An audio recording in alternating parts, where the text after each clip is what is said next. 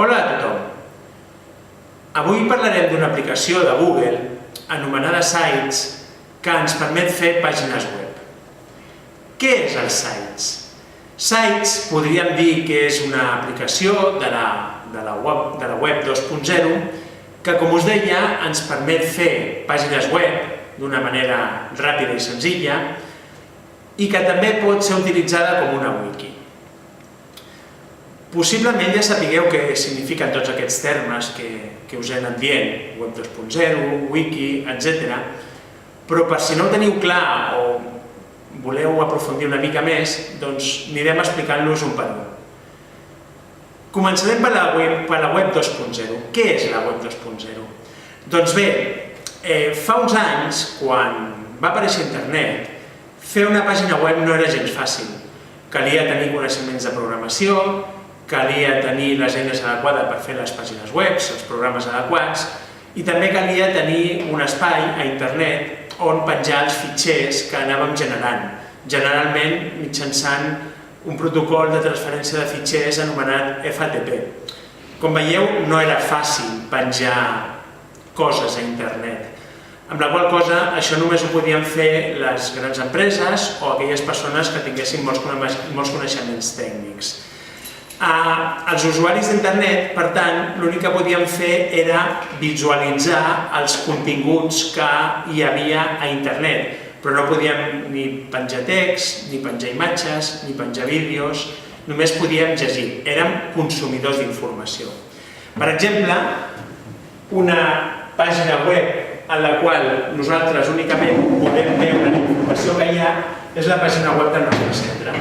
Aquest seria un exemple del que avui en dia s'anomena web 1.0.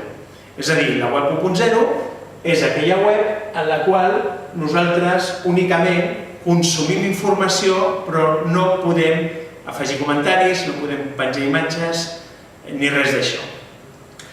En els darrers anys han aparegut tota una sèrie d'eines que formen el que s'anomena la web 2.0. La web 2.0 són aplicacions que d'una manera molt senzilla i molt fàcil ens permet a nosaltres, usuaris d'internet sense grans coneixements d'informàtica, penjar documents. Podem penjar fotos al Flickr, al Picasa, a l'Instagram, al Pinterest, a Facebook, a Twitter, podem penjar vídeos al YouTube, a part d'algunes xarxes socials que ja he anomenat, podem crear blogs, podem crear wikis, podem crear pàgines web d'una forma molt senzilla.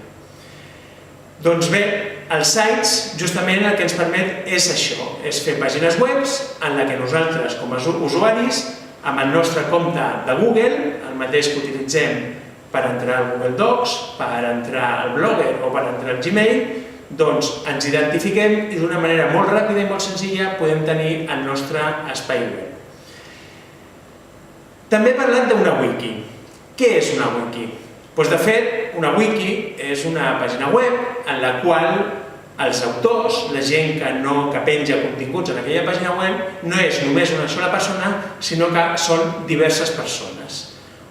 L'exemple més clar i més famós d'una wiki és la Wikipedia.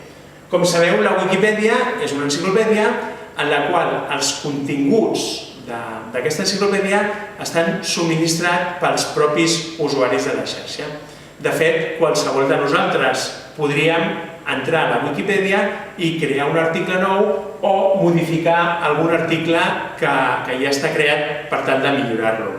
Després hi ha una sèrie de persones que s'encarreguen de validar aquests continguts, però en definitiva, es tracta d'una pàgina web en la qual hi ha moltes persones, molts usuaris, que són qui van dotant de contingut, sigui text, siguin imatges, siguin vídeos, en els diferents articles de l'enciclopèdia.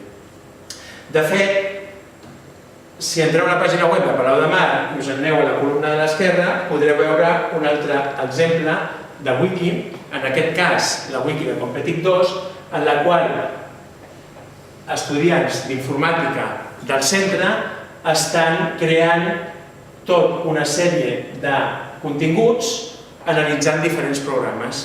Si no coneixeu aquest espai, us aconsello que entreu i el mireu perquè segurament podreu trobar coses molt interessants.